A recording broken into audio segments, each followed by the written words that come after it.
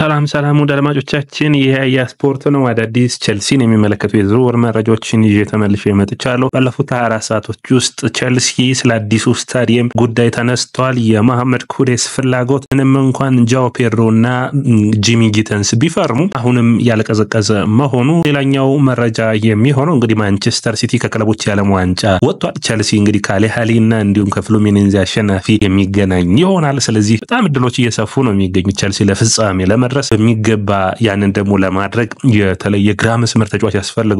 ጃኦ ፔድሮ የጤና ምርመራውን እያደረገ እንዳለ ተሰምቷል። ስለነዚህና የተለያዩ የዝውውር መረጃዎችን ልናስደምጣችሁ ተመልሰን መጥተናል። አድማጮቻችን ይህ ያያ ስፖርት ነው። ላይክ፣ ሼር፣ ኮሜንት፣ ሰብስክራይብ ማድረጋችሁን አትርሱ። እናንተ ላይክ፣ ሼር፣ ኮሜንት፣ ሰብስክራይብ ብዙዎቹ ጋር እንድንደርስ ያግዘናል። የመጀመሪያው መረጃችን የሚሆነው እንግዲህ ቸልሲና ጃኦ ፔድሮን የሚመለከት ነው። እንግዲህ የሱ ቅርብ ጓደኛ የሆነው በአሜሪካ ፎቶውን ፖስት አድርጓል።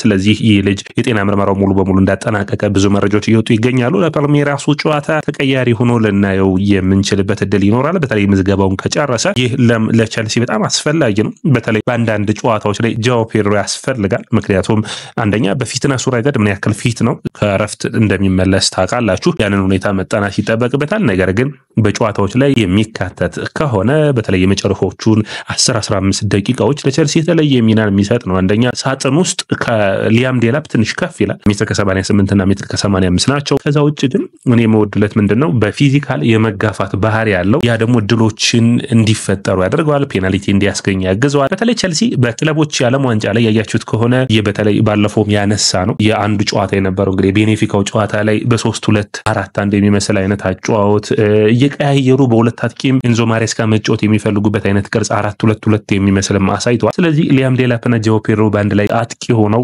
ቡድኑን ሲመሩ ልናይ የምንችልበት ይኖራል። ይህ እንግዲህ ቸልሲ በዘንድሮ የውድድር ዓመት ካየ ነው አንድ አጨዋወት ስታይል ከነበረው ቸልሲ ለውጦችን እንዳመጣ የሚያሳይ ነው። ይህ ጥሩ የሚባል ነው። እንግዲህ ቡድኖች ፕሪሚየር ሊጉ ላይ ሻምፒዮን ለመሆን አንዱ እንግዲህ አርነ ስሎትን ማየት ነው የሚያበቃው። ምን ያክል ቡድኑን ሲቀያየሩ እንደነበሩ አንዳንድ ጨዋታዎች ላይ በኢንተንሲቲ፣ አንዳንድ ጨዋታዎች ላይ በትራንዚሽን፣ አንዳንድ ጨዋታዎች ላይ ኳሱን በመቆጣጠር ይጫወቱ ነበር። ይህ እንግዲህ በእንግሊዝ ፕሪሚየር ሊግ ላይ በአንድ ያጨዋወት ስታይል ብቻ ተጫውተህ የምታሸንፍባቸው ጊዜያቶች አሁን ያለፉ ይመስላሉ።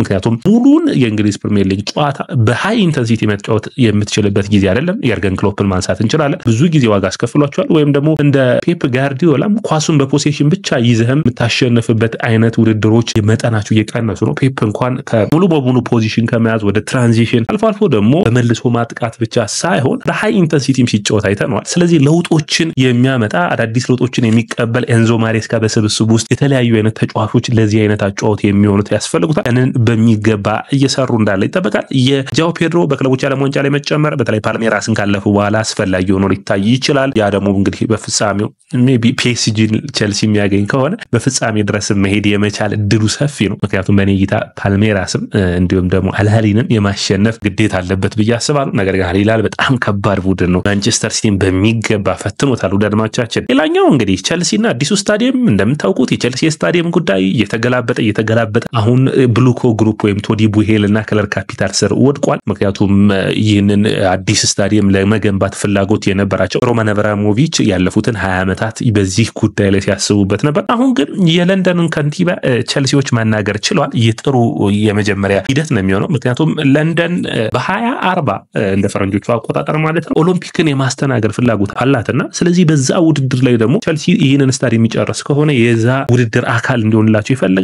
ስለዚህ ቸልሲ ደግሞ ያጣው መሬት ነው ለሜዳውን የሚሰራበት። ምክንያቱም ከዚህ በፊት የሚያስቡት የነበረው ሜዳ ለሪል ስቴት ተሰጥቷልና አሁን በሚገባ እያወሩበት ይገኛሉ። ነገር ግን አሁንም በቸልሲ ደጋፊዎች መካከል በሁለት የተከፈሉ ናቸው። 20 ዓመት የቆየበትን ቸልሲ ስታዲየሙን መልቀቅ የለበትም የሚል ነው። ለዚህ ብዙዎቹ ምሳሌ የሚያቀርቡት አርሰናል ከሃይብሪ ሲለቅ የሃይብሪን አይነት ድባብ የለም በኤምሬትስ ማለት ይቻላል።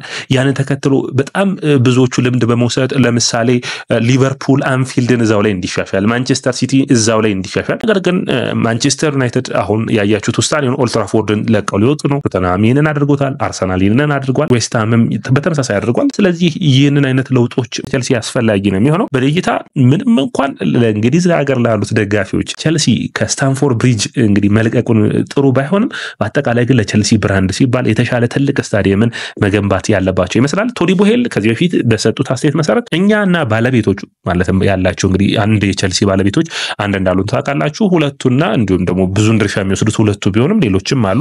በአጠቃላይ በአጠቃላይ ግን ምን ጣላው አሉ ከተጣላን በዚህ በስታዲየም ጉዳይ ነው ብለዋል። ምክንያቱም በስታዲየሙ ጉዳይ ላይ አለመስማማት ከተፈጠረ አንዳችን ቸልሲን ጠቅልለን መውሰድ ይጠበቅብናል የሚል አስተያየታቸውን ከዚህ በፊት መስጠታቸው የሚታወስ ነው። ሌላኛው እንግዲህ መሐመድ ኩዴስን የሚመለከት ነው። መሐመድ ኩዴስ እንግዲህ ቸልሲ ይህንን ተጫዋች እንደሚፈልገው በጥብቅ ይታወቃል። ቸልሲ አሁንም ከዚህ ተጫዋች ላይ አይናቸውን አላነሱም ምንም እንኳን ጃኦ ፔድሮና ጀርሚ ጊተንስን ቢያስፈርሙም፣ ምክንያቱም ይህንን ተጫዋች ኤንዞ ማሬስካ በቡድኑ የተለየ ሚናን ያመጣል የሚል ሐሳብ አላቸው። እንግዲህ እዚህ ጋር ነው ልብ ልትሉት የሚጠበቀው ቸልሲ አሁን በእንግሊዝ ፕሪሚየር ሊግ ላይ ፕሩቭን የሆኑ ተጫዋቾችን መውሰድ ጥሩ የሚባል ነው። ጃኦ ፔድሮ ለምሳሌ በጣም በብዙ ሁኔታ ብንተቸውም ትልቁ ግን የእንግሊዝ ፕሪሚየር ሊግ ልምድ አለውና ቸልሲን በቀጥታ መጥቶ ሊያግዝ የሚችልበት እድል ሰፊ ነው ብዬ አስባለሁ። ጀርሚ ጊተንስ መለማመጃ ጊዜ ያስፈልገዋል። ሌላኛው መረጃ ስለዚህ መሐመድ ኩዴስን ማምጣት ማድዌኬን መልቀቅ ከሚለው ጋር በጥብቅ የሚቆራኝ ሐሳብ ነው። መሐመድ ኩዴስ እንግዲህ ጥሩ ገንዘብ የሚያቀርቡለት እንደ ቶተናም አርሰናልም የዚህ ተጫዋች ፈላጊ ናቸው። ነገር ግን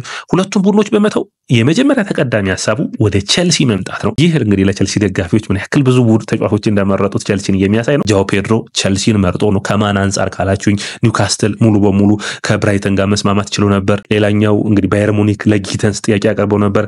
ቸልሲ ነው እንግዲህ ይህንን ማሳመነው። ይህ ጥሩ የሚባል ነው። እንግዲህ ጥሩ ሁኔታ በቸልሲ አካባቢ እያንዣበበ እንዳለ የሚያሳይ ነው። ስለዚህ የሚቀጥለው ውድድር ዓመት የቸልሲ የቀኝ መስመር የማጥቃት ክፍል ኩዴስ፣ ኔቶ፣ ስቴፋኖ ዊሊያን ወይም ፓልመርን ልናይበት የምንችለው ነው። ነገር ግን ቸልሲዎች አሁንም ኖኒ ማዱዌኬን መልቀቅ አይፈልጉም። እንግዲህ ትክክለኛ ገንዘብ ካልቀረበ በስተቀር የገንዘቡ ጉዳይ አሁንም አስቸጋሪ የሚሆን ነው። ቸልሲ የሚፈልገው እስከ 50 ሚሊዮን ዩሮ ወይም ደግሞ እስከ 60 ሚሊዮን ዩሮ ድረስ 60 ሚሊዮን ዩሮ ድረስ ይፈልጋል። ከ50 እስከ 60 ሚሊዮን ዩሮ ያ ማለት ከ42 ሚሊዮን ፓውንድ እስከ 50 ሚሊዮን ፓውንድ ድረስ ይህንን ለማቅረብ እንግዲህ ቸልሲ፣ አርሰናልና ኒውካስትል ሁለቱም የኖኒ ማዱዌኬ አድናቂ ናቸው። ድርድሮቹ እንደቀጠሉ ናቸው። ምን ያክል ውሳኔዎች ይጠበቃሉ የሚጠበቅ ነው የሚሆነው። ሌላኛው መረጃችን የሚሆነው እንግዲህ ቸልሲ በዚህ ዝውውር ላይ ከዌስትሃም ጋር ድርድሮችን ማድረግ ይፈልጋል። የመጀመሪያዎቹ ድርድሮች ጥሩ ሂደዋል። ብዙ ልዩነትም የሚላቸው 65 ሚሊዮን ዩሮ እና 55 ሚሊዮን ዩሮ ላይ ነው። 10 ሚሊዮን ዩሮ ልዩነት ነው። ይህንን ልዩነት ማጥበብ ያስፈልጋል። ነገር ግን ቸልሲዎች ምንድነው ተጫዋቾችን ማቅረብ ይፈልጋሉ። ኬረን ዱዋንስቤሪያል፣ ቹኩሜካን ለዌስትሃም በማቅረብ ይህንን ዝውውር ማጠናቀቅ ያስባሉ።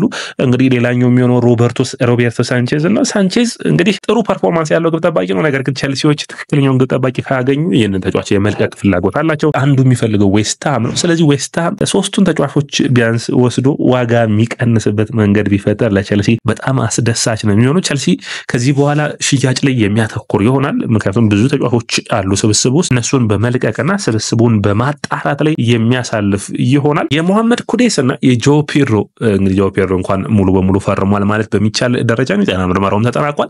ነገር ግን የመሐመድ ኩዴስ መምጣት፣ የጃኦ ፔድሮ መምጣት ቸልሲ ውስጥ በኔ እይታ እንደነ ፓልመር፣ ኤንዞ ፈርናንዴዝ ወይም ይሄ ከኳስ ጋር በጣም ጥሩ ግንኙነት ያላቸውና ደግሞ በአካል ብቃቱ ረገድ ተፋላሚ ሆነው አሉ እንደነ ካይሴዶ አይነት ተጫዋቾች አሉ አይደል? ስለዚህ እነዛን የሚያግዙ ነው የሚሆኑት። በጣም ጠንካራ ሆኖ ተመላላሽ ሆኖ ቡድኖችን መፋለም የሚፈልጉ ናቸውና ለቸልሲ ትልቅ ሂደቶችን ያመጣሉ። ቸልሲ ተጫዋቾችን ካሰናበተ በኋላ በዝውውር መስኮቱ ላይ ግብ ጠባቂ እንደሚፈልግ ይታወቃል። የተከላካይ መስመሩን እንደማሸፈል እንደሚፈልግ ይታወቃል። እንግዲህ የመሐመድ ኩዴስም ዝውውር ከተሳካለት ይህ ሁሉ ጥሩ ሂደቶች ነው የሚሆኑለት። ሌላኛው እንግዲህ ይህኛው እንኳን ጥሩ ዜና አይደለም ለቸልሲ ደጋፊዎች። የቀድሞ የቸልሲ ተጫዋች ቻርሊ ሙሴንዳ በጣም ብዙዎቻችሁ ታውቃላችሁ። ይህ ቤልጂየማዊ ተጫዋች በቸልሲ በጣም የሚደነቅ በታዳጊ ቡድኑ ስብስብ ውስጥ በጣም እንዲሁም ኤዲን ሃዛርድን ይተካል ሁሉ የሚባልለት ተጫዋች ነበር። ጉዳት ግን በቃ ይህንን ተጫዋች ከጨዋታ አራቀው ማለት የሚቻል ነው። በሪያል ቤቲስ በውሰት ሂዶ ያሳየው ድንቅ ብቃት የሚረሳ አይደለም። ጫማውን ሊሰቅል ነው እንግዲህ ሙሳ እንግዲህ በጣም በሚያሳዝን ሁኔታ ቻርሊ ሙሴንዳ በጣም ጥሩ ፐርፎርማንስ ከነበራቸው ታዳጊ ተጫዋቾች ውስጥ አንዱ ነው። በቀኝ እግሩ በግራ እግሩ ጥሩ ፐርፎርማንስ ነበረው። ነገር ግን ታዳጊ ተጫዋቾችና እንግዲህ ጉዳት በጣም አስቸጋሪ እንደሆነ ደግሞ የምታውቁት ነው። ወዳጆቻችን ይህ ያያ ስፖርት ነው። ላይክ፣ ሼር፣ ኮሜንት፣ ሰብስክራይብ ማድረጋችሁን አትርሱ። እናንተ ላይክ፣ ሼር፣ ኮሜንት፣ ሰብስክራይብ ብዙዎቹ ጋር እንደርስ ያግዘናል።